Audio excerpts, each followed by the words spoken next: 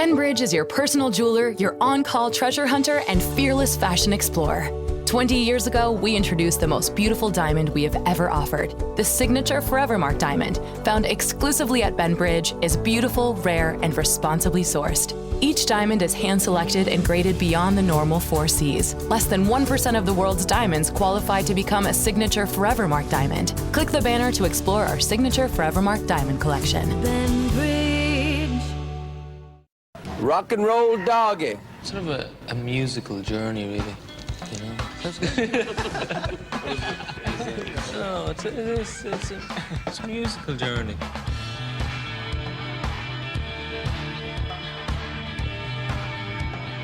Hey, hello, welcome to Rock and Roll Doggies. It is our podcast. We are 2 lifelong friends breaking down music that's been important in our lives, starting with U2, album by album, track by track. I am Jason Acquisto, JJ, and this is my friend, the Smurf, my buddy since high school, Don Pardue. Hey, man. How are you? Good. How's it going for you? I'm looking forward to this one because it's, without jumping in too quickly, War was very impactful for you more than me. Right. Now, all of a sudden, we reach an album that's very impactful for me. So I'm kind of curious to see how you digest this album. Yeah, I think that's going to be interesting too. And, our generation, I think, feels strongly about probably the next 3-4 albums more so than any of the others. And that's a general statement, but we are on the Unforgettable Fire. We have gone through Boy, October, War, and now the Unforgettable Fire, the catalog of U2. And concluding the episode, we will give it a rating out of 10. We've rated each of the previous albums so far, and we'll go through those as well. So anyway, real quick, we're U2 fans since we were teenagers. We've known each other since we were in high school. We grew up together. I now live in Indianapolis, and Don, you live in? Durham, North Carolina. What's it like in Durham right now? It is, I just rolled into town from a weekend at the beach, but it is about 65, sunny. What beach? Where did you go? I went to the Outer Banks. Nice. Hadn't been there in about 6 months, so I had to go touch base with the sea breeze. We are going in a couple of weeks to Hilton Head. Oh, really? Looking forward to that. Yeah. Really, Mom and Dad are going this weekend.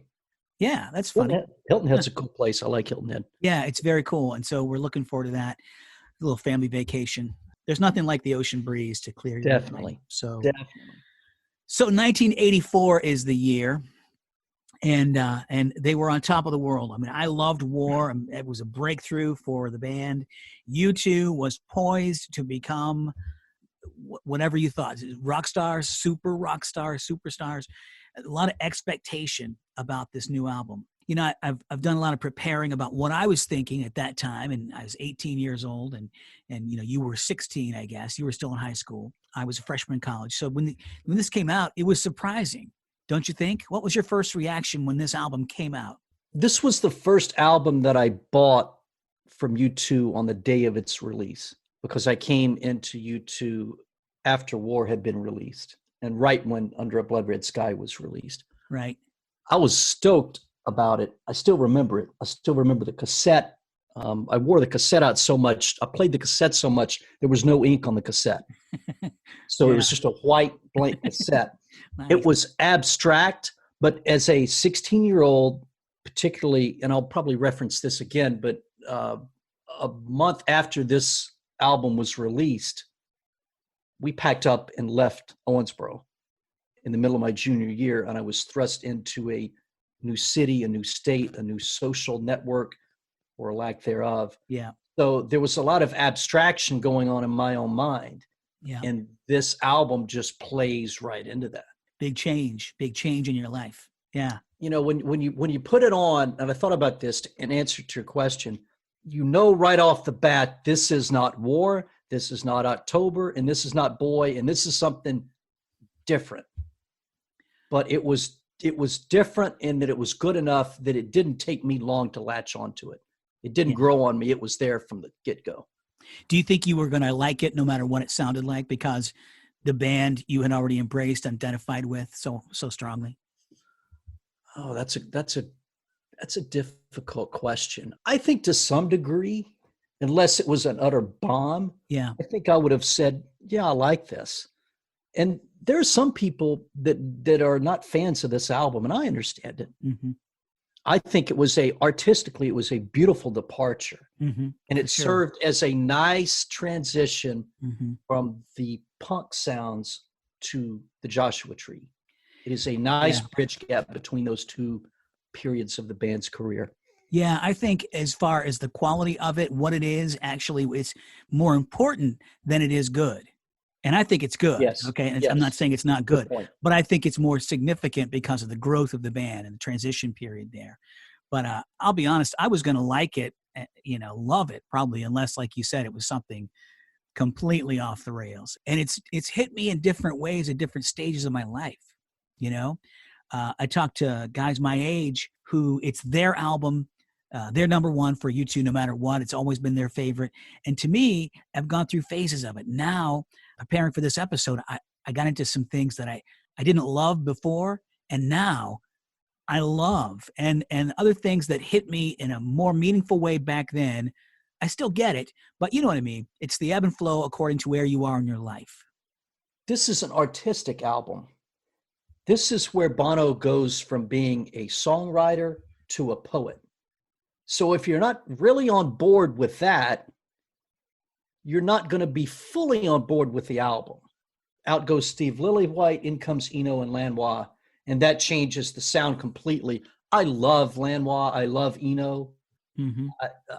I've got, I don't know, half a dozen to a dozen of their stuff outside of U2, and it's just gorgeous music.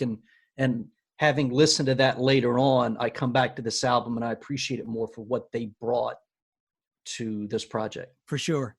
So let's dive into the first track. A sort of homecoming. Again, as I mentioned before, it hits you right off the bat that this is not I Will Follow and it's not Gloria. What are your thoughts about how you felt about this song when you first heard it back in 84? Loved it. Loved it. So rich, so atmospheric, so evocative, all of those words that, I love those two guys, the feel of Lanois and Eno as producers. They've got that rich, layered, multi-layered, textured, full palette of sound there.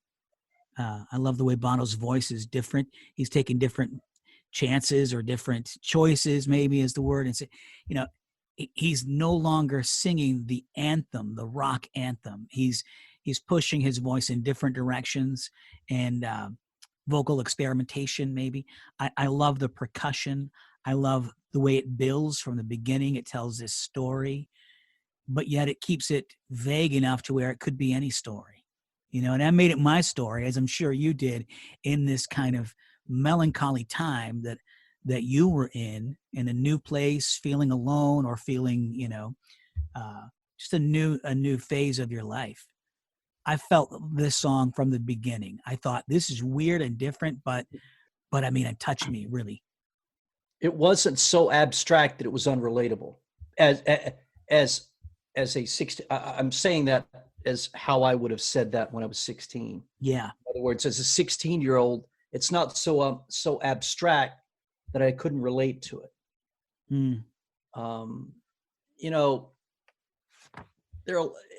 As I was thinking about this, I mentioned in the intro, you tailored a lot of War to where you were, and I'm tailoring a lot of this album to where I was. And ironically, again, as I said, we moved out of Owensboro about a month after this album was released. So I headed down to Birmingham with no friends, and this was about the only friend I had with me. Yeah. So I was hanging on like you might hold on to a lover. Yeah. And caress a lover and hold the lover with words like the land grows weary of its own, lights in the distance, I'll be there tonight.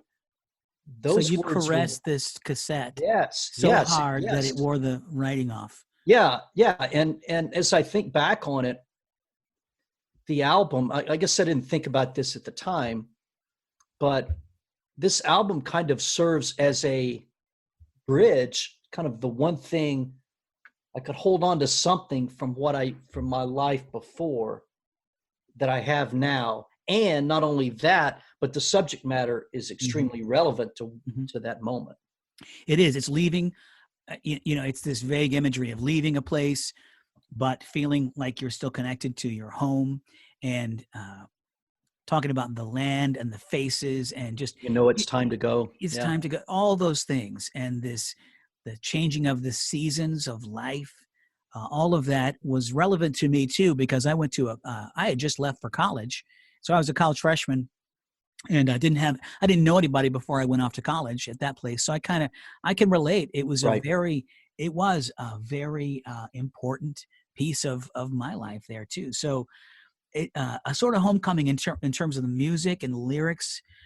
You've probably heard this too. This album has been described as a series of sketches, a series of impressionistic, sketches as opposed to fully formed musical statements. And, maybe that's just a way to describe it. It is. It's this vague, almost blurry, instead of having this close up high definition shot of this kid with the busted lip on the cover of War, it's this soft focus, pulled out long distance shot of them standing in front of this castle with this weird magenta colored, just everything is very vague and hazy. So it's this sketch. And I like that so much, especially with this song, because it's a feeling more than it is a statement. Like was the songs on War, those were coherent statements. Right. Those were Right. black and white. Those were 1080p's. Yeah. This isn't even HD. This is VHS. And you have to keep adjusting the track. Betamax. Yeah. So why is it a sort of homecoming and not a homecoming? Because I think that's the vagueness of it. Yeah. Because I think what they were doing is saying, and I believe, this is my own conjecture, I believe the band was going through also a transition of who they were in their own lives and who they wanted to be as a band.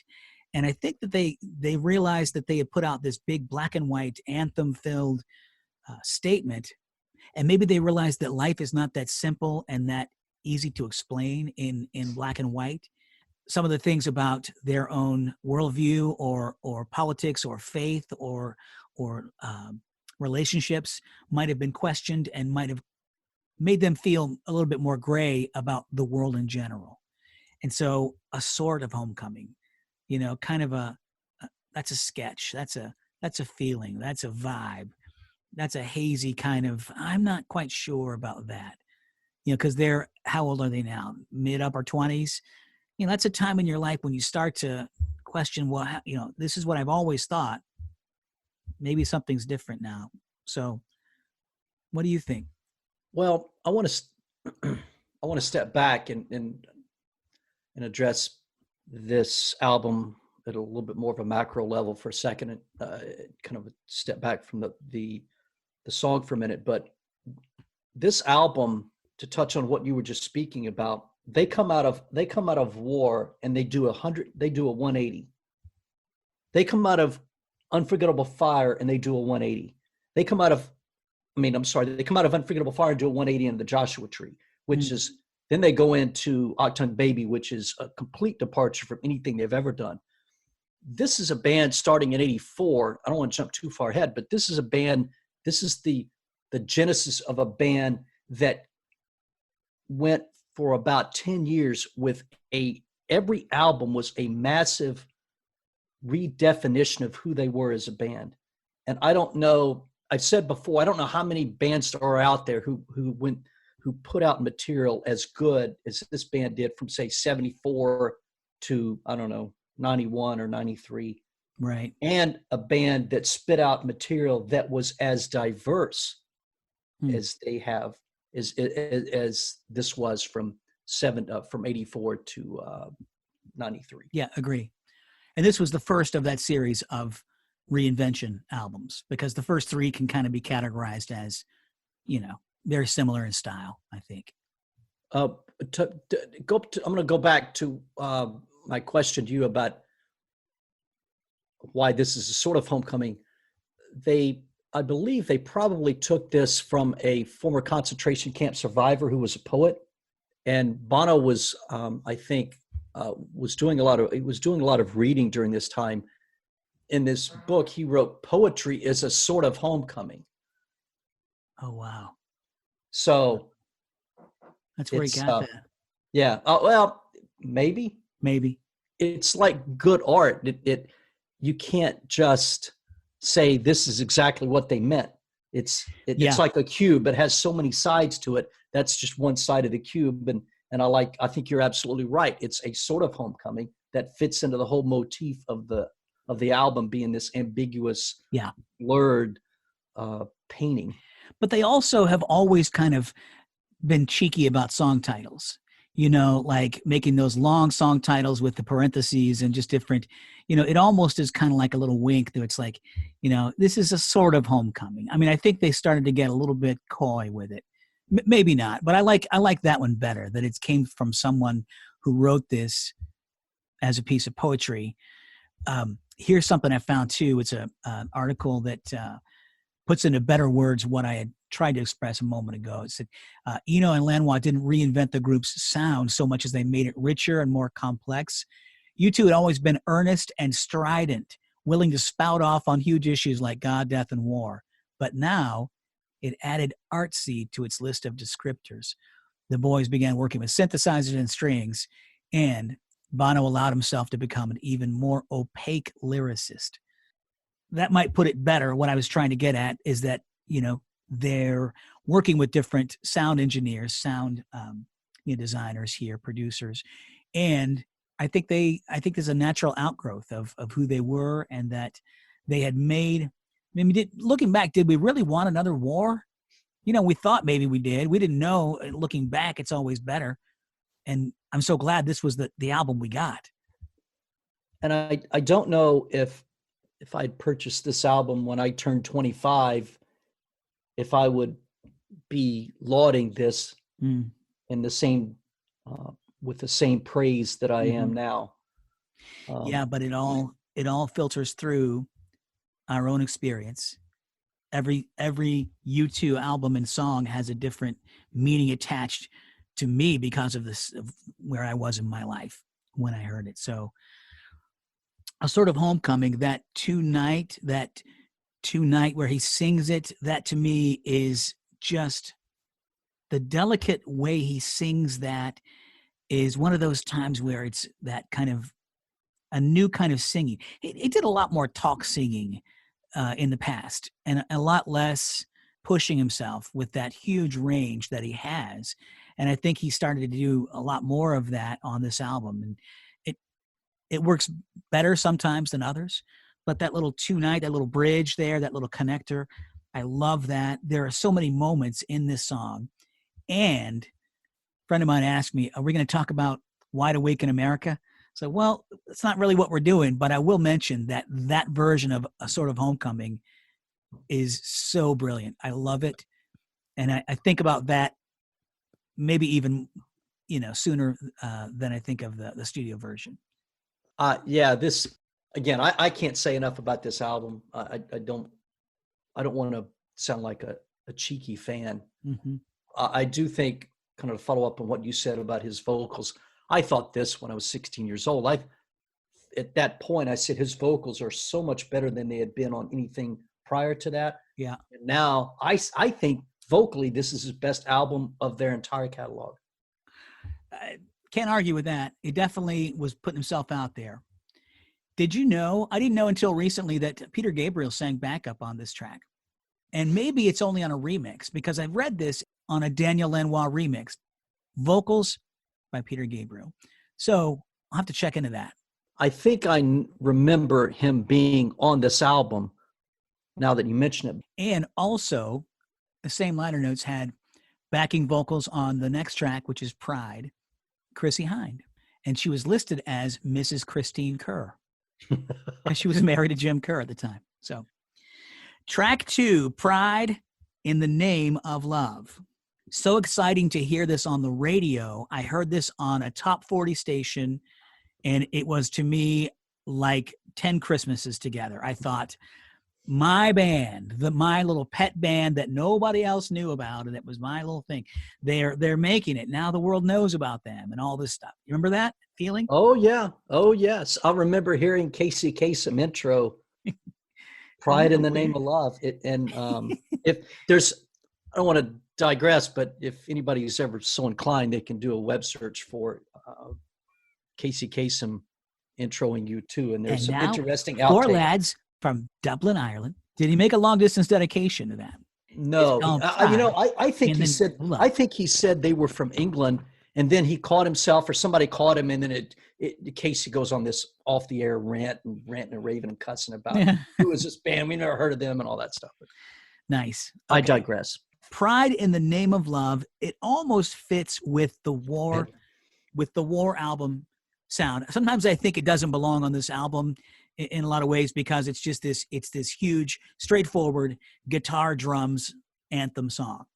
And in that way it fits, and kind of with War more than it does with this, but it doesn't seem out of place at the same time, because it is this sweeping ideals in this statement. It still has this kind of evocative, what's the word you used a minute ago? It's kind of a hazy, ambiguous tone to it. I mean, we know it's about the assassination of Martin Luther King. We get that. But it still has this reference to Christ, betrayed with a kiss, and it still has all these little sketches, these little things that are kind of thrown in there to make it still a fit for the Unforgettable Fire. I loved how it had 2 different videos. Remember that on MTV? Or at least 2. At least two. I mean, well, the one was with them with the little kids. Yeah, right? yeah. And it was, we thought, oh, look, that must be Dublin. It was in black and white. It was sepia. It was kind of sepia. Sepia. Yeah. It wasn't even black and white. It was sepia. It was like watching something from 100 years ago. You say sepia? I always thought it was sepia.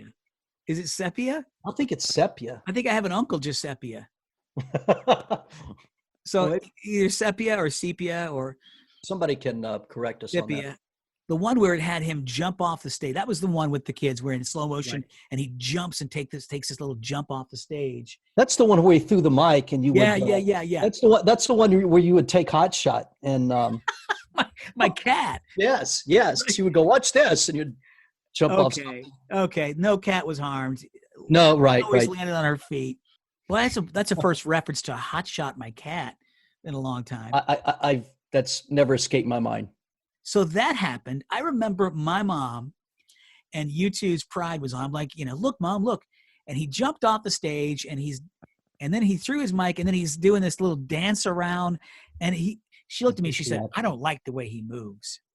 It was like, I get it now because it was different than anything we'd seen before. And it was in sepia, So that video came out. It was in heavy rotation. Then it was in heavy rotation, right. Which was them in the studio with Eno and Lanois and goofing around. And it showed them playing it in what was supposed to be a live recording of it, but it was still, lip sync. I know we're dragging this on and on, but do you remember what the video where he put a match in his mouth? Yeah. We thought it was hilarious. Yeah. And they talk about the Unforgettable Fire. Dude, they had so much hair going on, in that time period. Even Edge still had hair. That was the pre-bandana days. And Bono he was in full mullet. Yes. Yes. And even Eno had hair, and Lanois, they're both bald now. They look like me. Yeah. And they both had flowing hair. Has anyone ever spotted Lanois and Edge in the same room together before? I have not. But either way, the song was terrific because it was a hit song. It put them on the map, and it famously became the song they never got to play at Live Aid because they took Bad to 15 minutes, and they were supposed to play their hit song, Pride in the Name of Love. Okay, so we have to talk about Live Aid. Of course. We can do it now if you want. I don't know, whenever you want to talk about it. Well, let's do that. You want to talk about it with Bad? Yeah, let's talk about it with Bad. Yeah, let's do that. Okay, so Pride in the Name of Love. Who doesn't love that song? It's been an enduring favorite at concerts. Remember when we saw them in Louisville, and the power of that song. It was an outdoor show too. It was at the football stadium, so that was fantastic. And that song will never get old. I think this is the first album where Edge goes, because we've talked about how in past podcasts where Edge is kind of this genius minimalist who knows when to step back and let other band members step forward. And yet you know that Edge could step out anytime he wants. I think this might be the first time where Edge goes, all right, guys, step back a little bit. I got something I got to say. And he just whips out his guitar and goes to town on a guitar solo that may be, up to that point, the most impressive Edge guitar solo to date. I remember we talked about that. I remember us having this conversation because I remember you'd say, man, Edge is he's just lighting it up on this song. Yeah. It's so big. It's so bold sounding. And it's not like you said, it's not that flickering, his little minimalist, but it's like, it's huge. It's like AC/DC TNT, something like that. Just a big power chord. It's the first time like you said, he comes out in front and says, check out my big guitar. Here it is. Yeah. Because it's like David Byrne in Stop Making Sense in the movie. The only thing spoken in the movie, and he sets a jam box down and says, I have something I'd like to play for you. I can see Edge doing that. It's probably the first of many times where Bono said Edge is on fire. Well, he was on fire, and it's funny because the album seemed like it could be a guitar album at that point. It's like, okay, there was this mellow kind of new sound at first. Then you're like, what's happening now with Pride in the Name of Love? It's a guitar sound. So is this the rock band that I've come to know and love? And so then, here we go through the album to what comes next. Wire. It's another guitar-based song. There's an ebb and flow to this album as I've listened to it. It's a musical journey. It's a musical journey. You're right. They start off with this sort of homecoming, and it has this feel of sort of like a mellow modern rock track, which it is. And then out comes Pride, and then here comes Wire. And so you're now wondering, okay, what have I gotten myself into? Mm-hmm. What is this album about? Because they punched me in the gut twice here. Right. Not to jump ahead, but then Unforgettable Fire comes right back around. So I love the ebb and flow in this, and this is one of the ebbs is Wire. What is your take on Wire? Wire, probably one of my least favorite songs on the album. It's a chaotic song. It's almost as if, and I've heard some outtakes years and years ago, Bono, of course, improvising. And the album, I think the song it's kind of a cousin to Bad, in that I think it's about heroin use. And so therefore, I think the chaos of the music tends to really mirror the intent of the lyrics, sure, what the song is really about. And then there are references like "tear yourself apart," I give you hope, now swing away. But it's another, again, this is another song where Edge steps out to the front. I wrote down the word chaotic too. That's the first thing I thought. This is a frantic and chaotic, just what is even happening here? I started to think this is a great guitar-based album, but this goes back to, it's this fast-paced, almost this maniacal kind of, It's almost like an ad-lib song. It's like it seems like it's ad-libbed, and karaoke.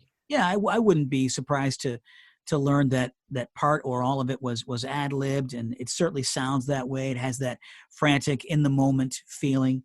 Chaotic is a great word, but it has some really great lyrics. Like, I don't remember if I picked up on the lyrics when I first heard it, or even for years. I mean, I looked again at the lyrics now. Some great little lines. So lay me down, my soul to give. That's the bridge. So lay me down, my soul to give. And then so deep inside, a cold fire. These are nice little lines that it never felt like, oh, this is a song about drugs. I can't relate to that. Right. It Right. had these emotions that I could connect to, and it didn't need to be specifically talking about, you know. Because what he's doing here in this on this song "In and Bad," he's speaking to not really the problem, but the emotion of the problem. Mm. And it goes to show you how much his songwriting improved between War and this album. He can write a song. Again, I hate to jump ahead, but I'm going to do it anyway. He can write a song like Bad, which is about heroin use. And yet everybody else can come along for the ride, even people who've never had a heroin problem, because he's speaking to the emotion of the problem and not the problem itself. And that's what he's doing here. He's speaking to the emotion. He'll touch on it. He uses the word dope, and there are other little tidbits there that he interjects, but there's an emotion behind all this, and Sure. that's the gist of the song. And that's what great songwriting is. Exactly. We don't all have to have felt the same thing about Buddy Holly to enjoy the song American Pie. It's not specifically tied to, and that's a very specific, lyric about what happened. Right. But we all have our own version of that.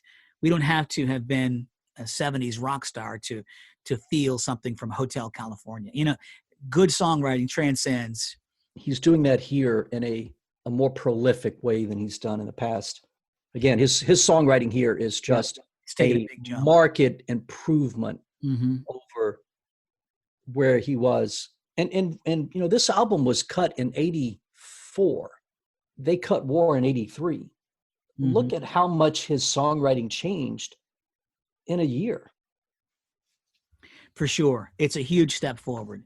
And it was enough of a jarring difference for it not to be automatically embraced by fans. I mean, I didn't know quite what to make of it. It's a little different, but I was ready for it. I was ready because I knew I was on this journey with this band. So, and also what we see here for the first time, a foretelling of where the band's going to go years down the road, in that you're not going to get this classic U2 sound and this classic U2 album every time. We're not Boston. We're not spitting out Boston for the next 4 albums and just renaming the album. This is a foretelling that this is a band that's not going to rest on its laurels. It is an intelligent band that's willing to test the waters and do things that fall outside the norm and that other people may not expect or want them to do even. Nothing against Boston, but I completely agree. And I think that this is where the art was taking them. I think this is where the music was taking them. Okay, so we've gotten through the first 3 songs on side 1 of the Unforgettable Fire. This is Rock and Roll Doggies. It is 2 lifelong friends breaking down music that's been important in our lives. Jason and Don here. And when we come back from the break, we'll take a quick commercial. And when we come back, we'll dive into cut 4 and take a listen to the title track, which is The Unforgettable Fire. Stick around. Let's pause for a pure, crisp, smart water break. It's the vapor distilled, purely balanced pH smart water you love. Fit for your go-to playlist when you're on the go. Visit drinksmartwater.com to learn more. Benbridge is your personal jeweler, your on-call treasure hunter, and fearless fashion explorer. 20 years ago, we introduced the most beautiful diamond we have ever offered. The signature Forevermark diamond, found exclusively at Benbridge, is beautiful, rare, and responsibly sourced. Each diamond is hand-selected and graded beyond the normal 4 Cs. Less than 1% of the world's diamonds qualify to become a signature Forevermark diamond. Click the banner to explore our signature Forevermark diamond collection. Benbridge.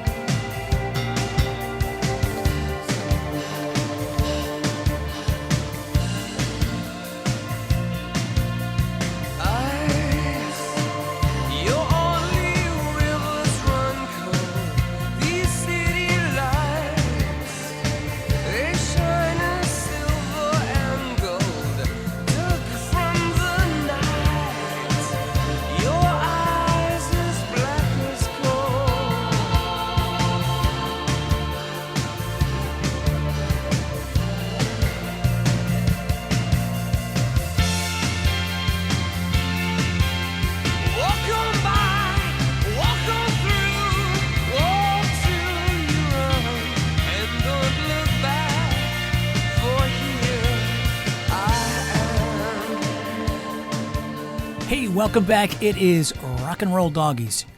JJ here with Don the Smurf, and that is the title track from the Unforgettable Fire as we take a look at this album, track by track. Track 4, The Unforgettable Fire. What are your takes on this one? I love this track. It's so melodic. It's so complex. It has so many different hooks and different it's just got such great lyrics, and it's so pleasing to me, even though it is dark and murky, the lyrical content. I love the music. It's almost soothing. The strings are just add so much depth. I love the outro. Oh, the outro is great. I love the way he phrases different things. And if the mountains should crumble or disappear into the sea, the lyrics are so good. And to me, this is the essence of the album on side 1, because it's this big, vague, painting, and it is much more about emotion. What's the song about? I don't even know. But it's about my feelings. And I think that's what's universally appealing about it, because, we know the album was allegedly named for this painting, victims of Hiroshima and Nagasaki, that was called The Unforgettable Fire. And so the title track, we don't see any lyrical content that has to do with that. But to me, The Unforgettable Fire is something that each of us has experienced in some way. And these different phrasings and different lyrics and musical changes in direction, some beautiful little moments in this song, and I love it. I like the transition here. So, a carnival, the wheels fly and the colors spin through alcohol, red wine that punctures the skin, and a dry and waterless place. It's almost as if the song lyrically is winding up into a bit more of a chaotic, to take you into more of a chaotic place. And yet it wants to also soothe you. Stay tonight in a lie. Come take me away. Home again. Walk on by.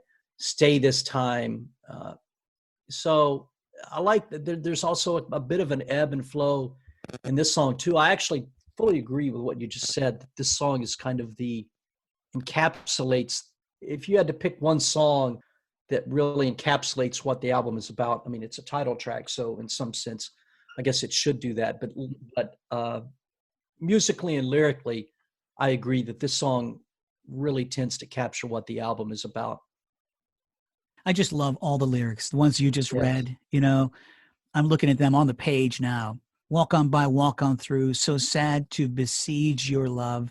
So head on, stay this time, stay tonight in a lie. I mean, I could read this whole thing and say, oh, how great. I'm only asking, but I think I love that line. I know. And the way he hits that too. The way he hits that line.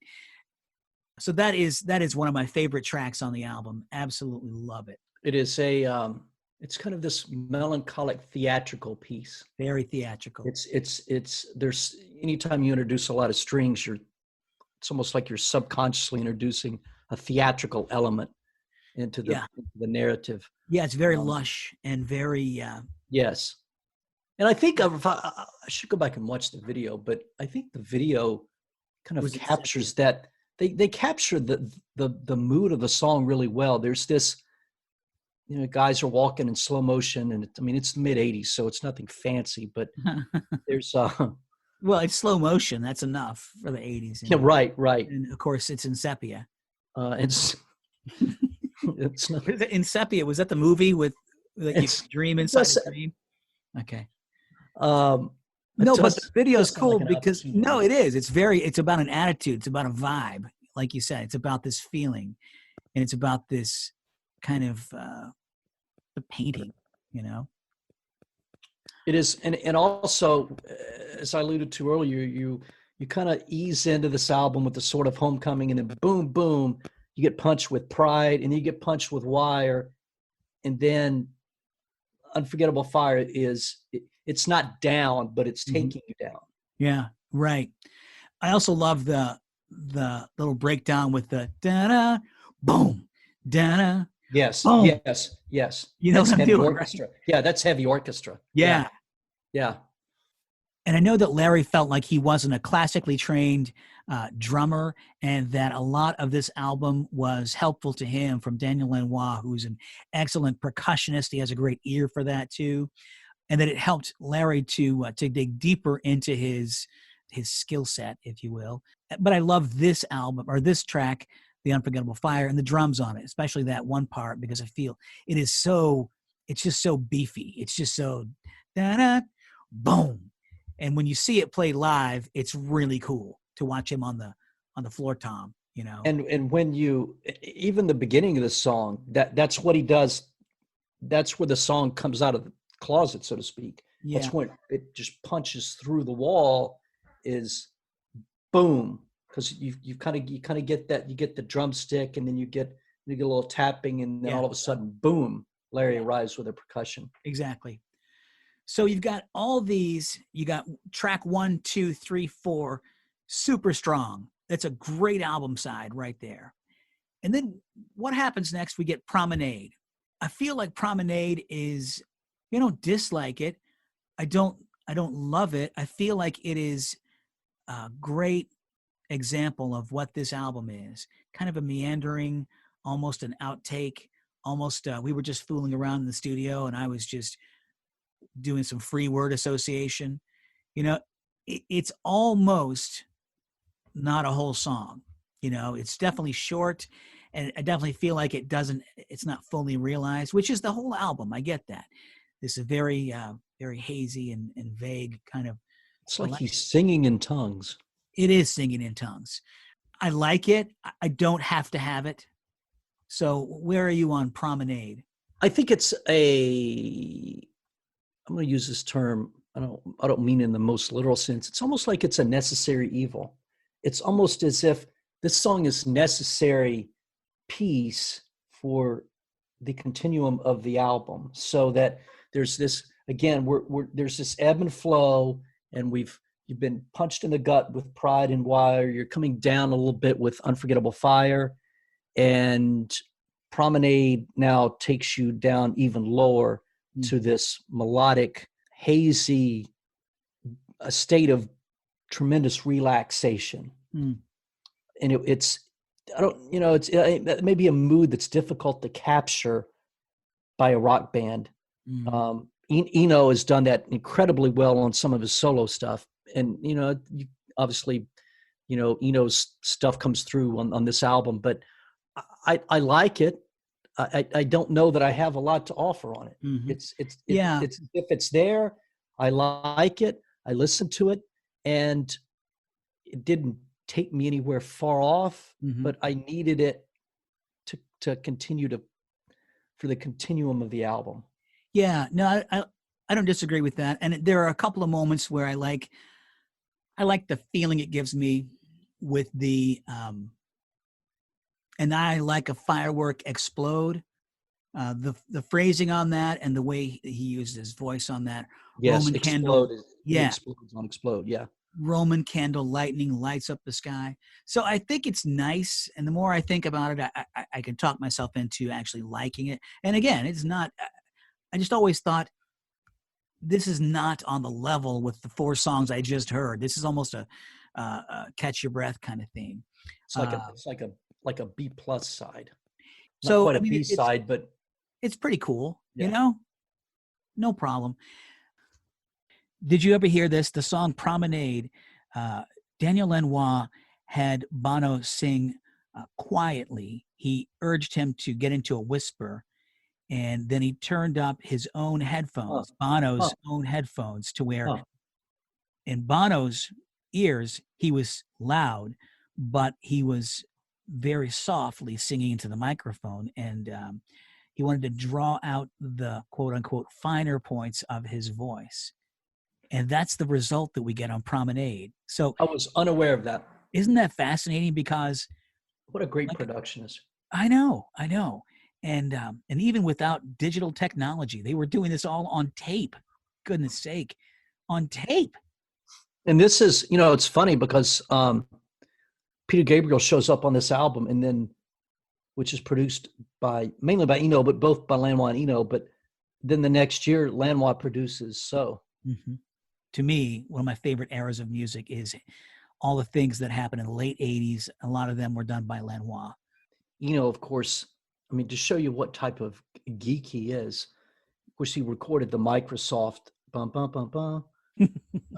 Was that what it was? Was that Apple? No, that's it. Okay. He breaks that down into 84 segments. That he could break that one one bar down into 84 segments when he recorded it and perfected each segment. That's the kind of effort you get. But the expertise and the way that these guys, this level of producer, the way they hear things is on a different wavelength. Yes. Obviously, they're musicians, but also they may not even hear the freaking melody. No, it's different. They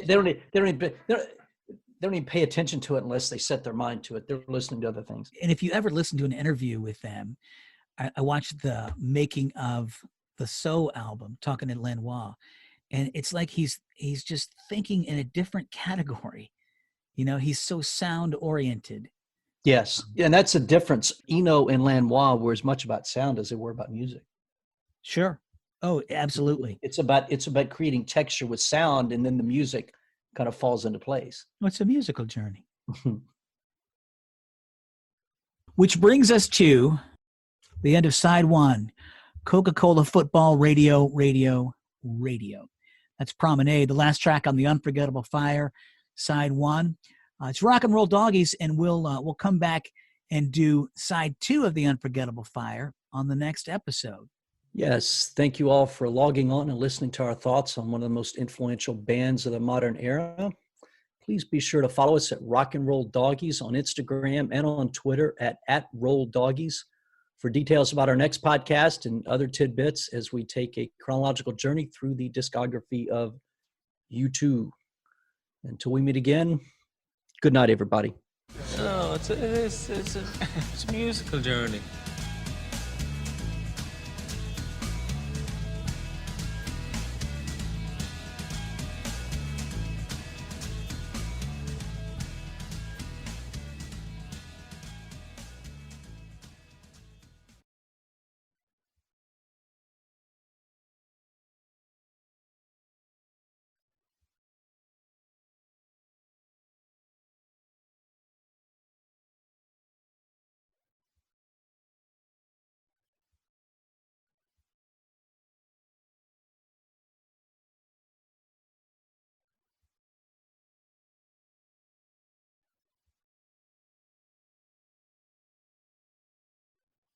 Let's pause for a pure, crisp, smart water break. It's the vapor distilled, purely balanced pH smart water you love. Fit for your go-to playlist when you're on the go. Visit drinksmartwater.com to learn more. Benbridge is your personal jeweler, your on-call treasure hunter, and fearless fashion explorer.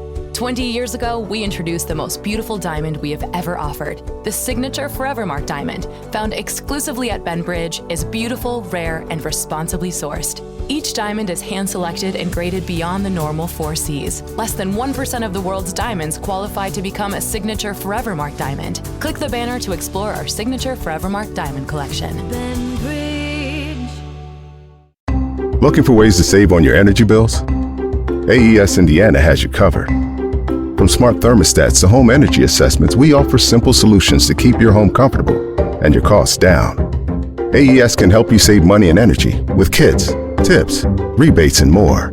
Visit aesindiana.com/ways to save to learn more about how we can help you save money. AES Indiana, helping you discover real ways to save.